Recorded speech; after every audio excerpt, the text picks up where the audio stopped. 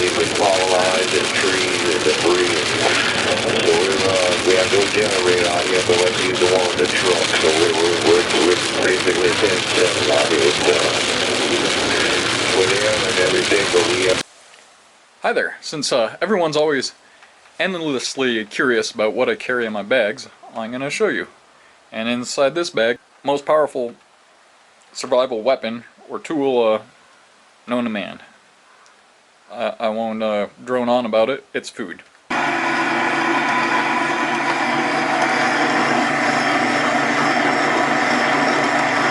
Before I get in there, let's say my personal survival getup. I've always got this is a multi-tool. It's a pair of pliers as well as a knife. A lighter, which I don't always use, but I used to live in the northern part of the world, and it's just always good to have a way to start fire in your pocket. So, I've always got those. And this is kind of, I'm going down in order of preference, and you'll notice there's not a gun on here. I mean, I like guns. I'm a gun guy. I'm packing up for hunting, so like, but that doesn't even factor in. These are all way more important than a firearm. So got those. Next, our hands, human hand. It's our primary tool, our primary weapon. And your hands become a lot more powerful when you're wearing gloves. You can do a lot more. You can grab onto hot things. You can hit things harder. You can grab onto tools harder, and you can endure the elements a lot better. Well, a tactical glove. These are on the surplus market for 35 bucks, and a real nice goat leather work glove. Headlamp is really freaking useful. It makes it so when the sun goes down, you can keep working. You can fix a broken truck. You can walk out of the woods where otherwise you'd be stuck. It's immeasurably important survival tool. And water, that may be even more important than the light. But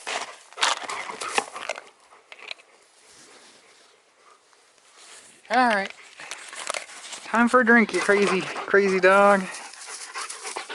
Come on. Drinky time.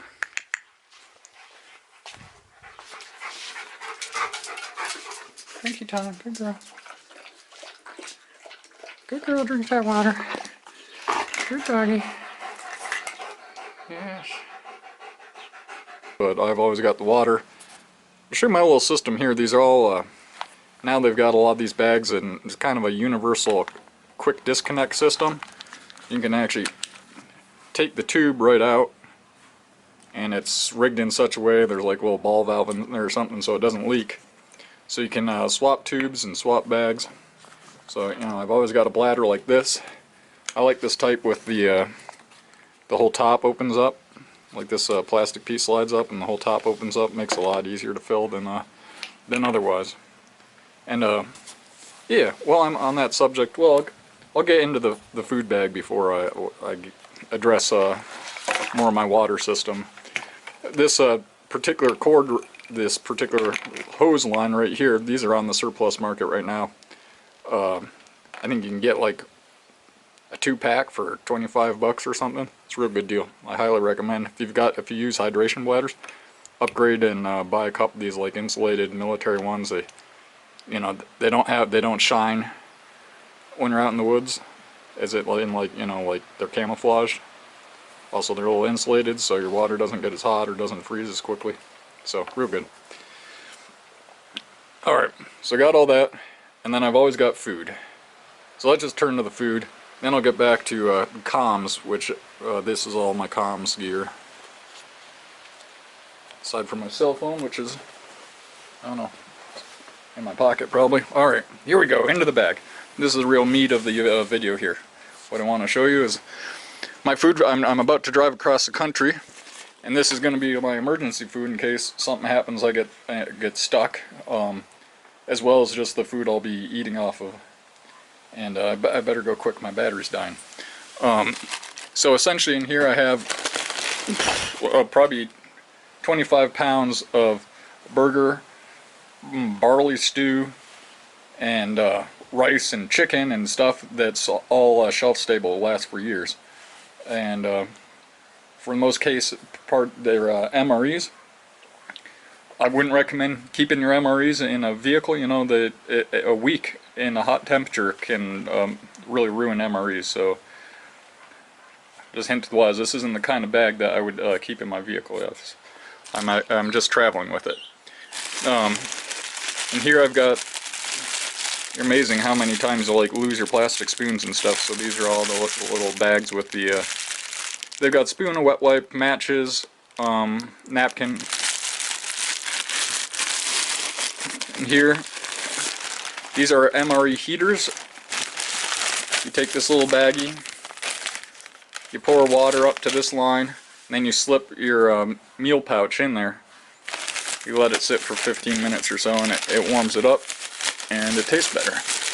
And again, so all this food too, like I've got no dehydrated food in here. This is all just ready to eat. Man, it's so much more convenient when you're not cooking your food or cleaning up afterwards. So that's my system. I've got tea in emergency. I've got this is a. I'm getting the light here better. This is a kind of neat titanium pot made by a company called Vargo. Pretty impressed with them. I burnt the O-ring because this has a, unlike most like little camping pots, this actually has a lid that'll screw down. It's very useful if you are using a dehydrated type foods. That lid will screw down and you can pre-soak your, you know, your dehydrated stuff, and the cook time goes down a lot, and it's a lot more palatable. Also, you know, with that screw down lid, if you got something half eaten, you can just screw on the lid and keep going, and you know, get at it later. So again, they charge a pretty penny for a pot like this, but this company, I burnt the O-ring, and they just sent me 2 more of them free, like overnight, just like that, no questions asked. So a good American-made company. They're based out of Pennsylvania somewhere. I got a couple fuel canisters and a number of these like little pocket stoves. This one works better in the wind. This one's a little smaller, but it's just the old case of like 1 is none and 2 is 1. So I've got redundancy there. And the sole reason for these pots and pans and everything is just so I can make my tea. Because all this food in here is actually ready to eat. Also inside, I've got, this is a self-contained little light. Yeah, boop. I got a ton though, so I just threw it in there. Got a ton of these too. It's just wet wipes, very handy. A couple jugs of water. Now we'll get into the actual food that I've got in here. It's all kind of organized, so with whatever I'm feeling like I can get. It's an MRE burger. So that's actually a jalapeno burger, and essentially, you know, you eat it like a protein bar, and except for it's not a dry, nasty ass protein bar. It's just a nice, good piece of protein. It's actually surprisingly good. These are, you get these at the dollar store. So buffalo style chicken. They've also got a barbecue flavor, and then I have the similar packets of different just tuna. I can mix that with stuff like this. This is a lentil stew, I think. Yeah, lentil stew. So this stew, it's a vegetarian meal. It's it's alright. It's you kind of have to mix it with protein for it to be particularly good. The barley stew I like. That's another vegetarian MRE from the humanitarian MREs. I've got a number of those. And I got a bunch of this. One of my favorite MRE entrees is they call it the Southwest beef. It's just like a real good beef chili. So I have a assortment of my very favorite MREs here, and the total calories and the total weight of this. I'll put this on the scale. This is, the weight will be pretty much solid food, so alright, I guess it was off 14 pounds of food. So that's a week of food, like 2 pounds of food will keep a person in like good fighting, like athletic working condition. You work all day, even cold weather, 2 pounds nutrient dense food, which this certainly is. So that is there you go. You know, it's absolutely invaluable if you need food. If you're hungry, you suck. So this will make it so I don't suck, at least for a week. Certainly more, you know. If I'll be driving across the country, so in 3 days I will probably only eat a couple of those, and that'll be enough calories for me doing practically no work, just sitting in my truck and driving along. Alright, now for the cons. I mean, I think food is underrated as a survival tool, survival weapon. The comms very much more so. Here I have UHF and VHF radios, a satellite communicator, and this is a little like RF proof box I can throw my phone in. That's I'm just a very security conscious person. This isn't something you need unless you're in a war zone or something where they're dropping ordnance anytime they see the signature of a cell phone. And that signature comes out of your cell phone. Your cell phone's sending and transmitting data.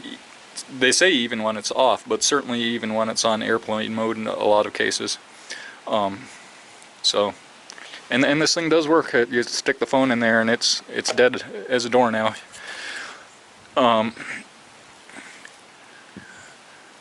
As far as these UHF, VHF radios go, I'm a ham radio guy. I guess it's not for everyone, but even like little handheld Walmart radios go a really long way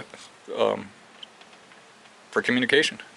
Hopefully you have other people with you, and man, if you can talk to them from afar, that gives you quite the advantage. Hey, I just realized I'd forgotten I was going to show you details of my water system I'll use here. This is what I use for water every day and under any circumstance, no matter like how big a camping trip I go on. It's between I have two bladders, this one and a second one, and then a gravity filter. So here there's a spare hose. Again, that uses the quick disconnect system. This is a larger bladder I use, and I've retrofitted it with the quick disconnect down here. I did a good old 4 liter or 140 ounce bladder there. And this bag is only used, you put your dirty water in here. It's got a Ziploc type top. You put your dirty water in here, and then again it's got the quick disconnect fitting. And you use that, you hang this up, and you can gravity from the dirty into either of the clean bladders. So this is the gravity filter. You do want to get multiple of these. They will eventually clog. I just had that recently. I filtered some particularly dirty water with like, it was brown and it had like mosquito larvae and stuff swimming through it, and it filtered the water, but then the next time I went to use the filter, it filtered very slowly. It works pretty quick, maybe 5 minutes for the big one. And you just hang it up on a tree while you're, eating or looking around. I'm always filling up at watering holes in the desert, so, it's a nice place to just sit and watch the wildlife and birds and stuff. So I don't mind waiting 5 minutes for my water to get filtered. I think that's far more enjoyable than like crouching over the water and trying to keep the inlet in there and the outlet balanced, and while you're physically pumping the water yourself. I've got the finest hand pump filters money can buy, but I really prefer this gravity system. I love it. It looks kind of bulky, but this thing is feather light. And again, so the way I've done this, it's not really the way it comes, but I've got the gravity filter with 2 male quick disconnect fittings on either end of it. That's my entire water system.